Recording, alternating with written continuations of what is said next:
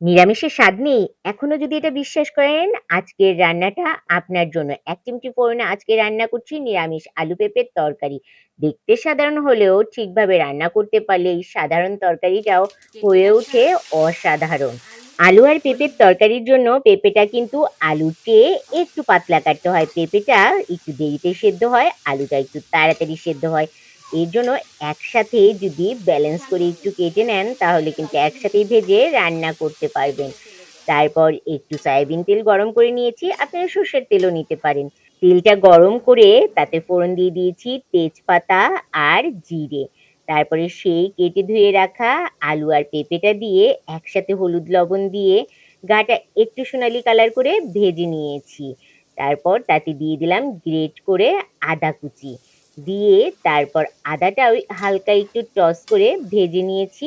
এখন দিয়ে দিচ্ছি সেদ্ধ হওয়ার জন্য আর ঝোলের জন্য পরিমাণ মতন জল। ঢাকনা দিয়ে বেশ কিছুক্ষণ সময় রান্না হতে থাক। এর ভিতরে একটা মসলা করে নিই। দেখতেই পেয়েছেন আমি কিন্তু আদা ছাড়া আর কোনো মসলা ব্যবহার করিনি। এই যে এখানে আছে ভাজা জিরে, ধনিয়া আর গরম মসলা।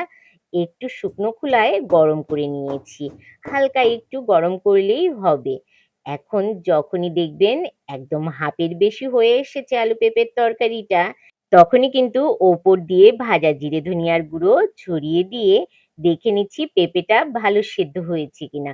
পেঁপেটা সিদ্ধ হলে কিন্তু অলমোস্ট আলুটা সেদ্ধ হয়ে যাবে। একটু নাড়িয়ে চাড়িয়ে দিয়ে ২ মিনিট রান্না করে নিয়েছি। ওপর দিয়ে চিনি আর ঘি ছড়িয়ে দিয়ে নামিয়ে নিলেই গরম গরম এই আলু পেঁপের তরকারি রেডি। রুটি বা ভাতের সাথে খাওয়ার জন্য অসাধারণ লাগে কিন্তু। রেসিপিটা আপনার কাছে কেমন লাগলো একদম কিন্তু জানাতে ভুলবেন না। আপনার বাড়িতে নিরামিষ আলু পেঁপের তরকারি কিভাবে রান্না করেন কমেন্টে অবশ্যই জানাবেন। ফোরনের রান্নায় আবার দেখা হবে।